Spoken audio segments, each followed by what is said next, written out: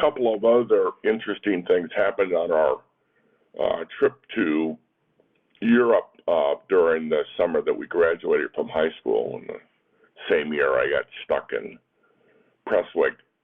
One of them was Steve and Larry and I took the train from Paris to Marseille to spend some time on the French Riviera. And we arrived, it was kind of late at night, but we put all of our gear in a locker at the train station and then began to check for places to stay at. We couldn't find anything. I mean, everything was booked. We looked and looked and looked, and we couldn't find a thing available, not at any price hardly. So we finally stopped and sat down at the bar. Well, we're 18, but drinking age there was 18, so we were fine. So we sat down at the bar and wanted to get a beer. And there were a couple of guys, this was late, there were a couple of guys in the bar. Both had beers. One had, well, it was probably a half pint. The other guy probably was a pint, but, we didn't know any of this. We just saw big beer and a little beer. So we knew the word for beer because it's beer. So that was easy. But we didn't know big or short or small or, any of the other French words. We were pretty ignorant about French.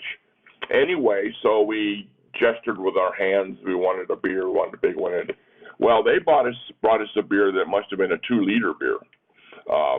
It was huge. So we drank it, and at that point we were feeling pretty good because we hadn't anything to eat, and we were tired.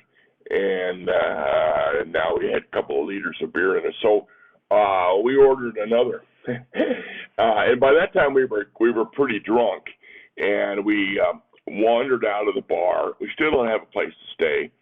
Then we wandered down to the beach. Figured we'd just crash on the beach, except the beach there in Marseille is mostly rocks. And so we didn't want to sleep on the rocks, but we ran into a couple of Frenchmen who were also drunk. And they didn't speak any English, and we didn't speak any French, but we knew words like Charles de Gaulle, and they knew words like, John F. Kennedy or whatever. And so we, with gestures and up and down and hollering and pointing and having a good time, had a political conversation with these two Frenchmen for which we didn't speak, the languages. It didn't make any difference. We enjoyed it, and then they finally took off, and we came up from the beach and found some park benches, and so we just fell asleep on the park benches. And the next morning we woke up, and the park was absolutely full of people. There were people everywhere, and we're still sleeping on these benches, kind of looking around like, what's going on? And there, of course, everybody's looking at us like, who are these, hobos or whatever on the park bench. We were smart enough to keep our mouths closed, so they didn't know we were Americans, although they may have suspected. Anyway, it turned out that was Bastille Day, which is a big French holiday. That's their Independence Day. And so we woke up in the middle of the Bastille Day celebration and parade and whatever. And now that was okay. We hung out for a while in Marseille, and then we decided to go to Nice, which wasn't very far, and we just jumped on a train real quick and took it to Nice. Well, it turns out that the train that we got on was reserved, and our Eurail passes that we'd been using throughout the continent weren't good on this train. We didn't know that. When we got on, we always just jumped on a train. So in this case, we were on the train. Our passes weren't good. We didn't have real tickets, and we had to avoid the conductors. So we found a bathroom that was vacant, and we stuck all our luggage in the bathroom. And then one of the three of us got in the bathroom, and closed the door, made it look like it was occupied, and the other two of us stood in line. And somebody would come along, and they'd stand in line, and the line would move for a while, and then they'd leave, and then whoever was in the front of the line would jump into the bathroom, and whoever was in the bathroom would come out and get in the back of the line. So it looked like the line moved, but it was still too long.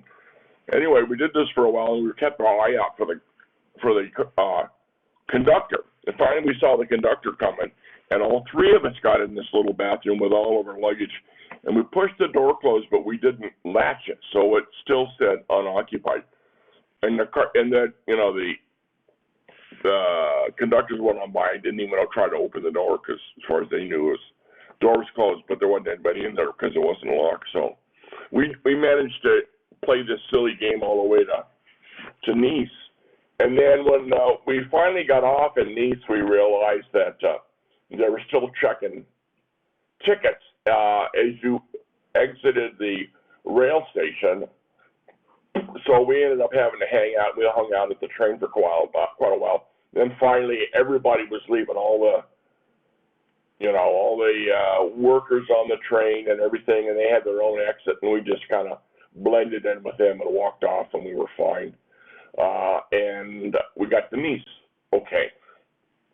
So that was the first story. And the second story was East Berlin.